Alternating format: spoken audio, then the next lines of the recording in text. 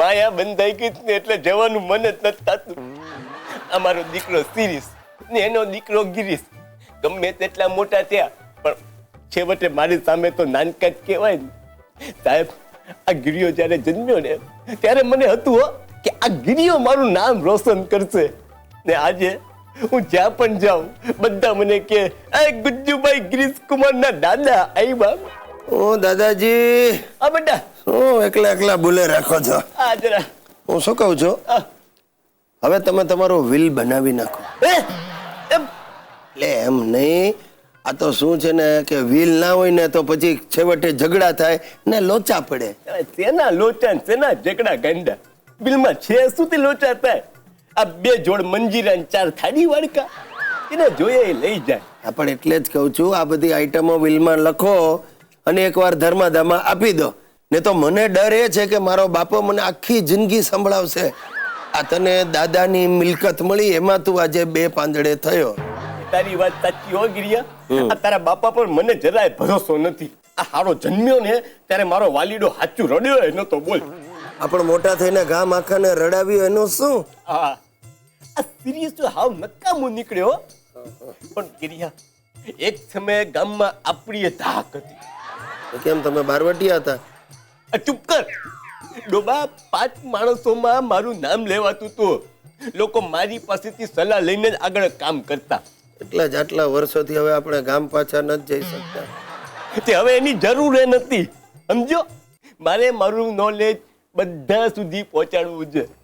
સાહેબ, હું તમને ગઈકાલનો દાખલો આપું. મારા એક મિત્રએ મને પૂછ્યું કે મારા વાળ બહુ ખરે તો શું કરું? તો મેં એને સલાહ આપી, રસ્તો છે. મેં કીધું કે ભાઈ, ઘરમાં એક ખાલી ખોખું રાખ ને એમાં તારા વાળ જમા કર. સાહેબો, હવે મારી જેમ તમારી તકલીફો એ શરૂ થઈ ગઈ છે. મારા વાલા ભાઈઓ અને મારી અતિશય વાલી બહેનો, અહીંયા ઓફિસમાં બેઠો છું પણ મારું મગજ ઘરે છે. એટલે મગજ ઘરે મૂકીને આવ્યો છું એવું નહીં સમજતા, ઘરની ચિંતામાં છે. આ મારા દાદાજીને કાંઈ નથી થયું છતાં હવે એમને એવું લાગે છે કે એ થોડા દિવસના મહેમાન છે, માટે જે કાંઈ બચ્યું છે એ બધું હવે પૂરું કરવા માંગે છે. તમે માનશો, 2 દિવસમાં 20 ડાક્ટર ઘરે તપાસવા આવી ગયા. બધા એક જ વાત કહી કે દાદાને નખમાં રોગ નથી. અરે 2-3 જણાએ તો એમ પણ કહ્યું કે આ ઉંમરની આવી સશક્ત વ્યક્તિ અમે પહેલી વાર જોઈ છે. બધા ડાક્ટરોએ યથાશક્તિ ફી ઉઘરાવી અને મને એમાં થોડી અશક્તિ આવી ગઈ છે. હવે મારા દાદા પોતાનું વિલ બનાવવા માંગે છે. હવે વિલમાં શું આપશે રામ જાણે. એમના સંસ્કાર મારા હિતિયામાં ઉતર્યા છે ને કેવો છે તમે જાણો જ છો. મને ખબર બીજું શું હશે.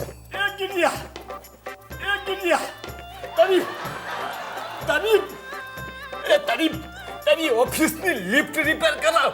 હા, તમે અહીંયા ઓફિસમાં ક્યાં પહોંચી ગયા દાદાજી? જો ગિરિયા, તું આજે ને આજે વકીલને અહીંયા ઓફિસમાં બોલાવી લે. અહીંયા? હા, મારે ઘરમાં બધાની હાજરીમાં વસિયતનામું નથી કરવું. અરે દાદાજી, પણ એવું છે શું? તમારે વિલમાં આપવું છે શું? તગારું.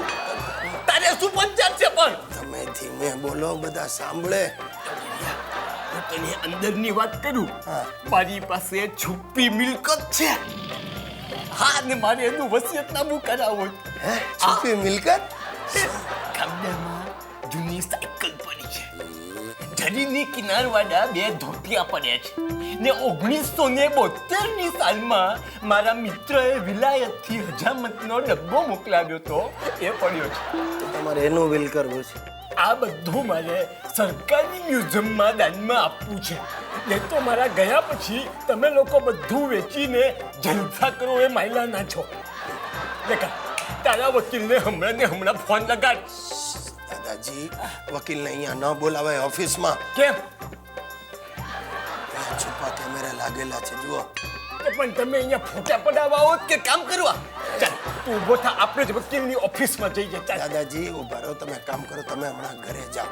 હું લંચ ટાઈમમાં તમને લઈ જઈશ વકીલની ઓફિસે. બસ ભલે, ચાલ ત્યારે જાઓ. ચાલો.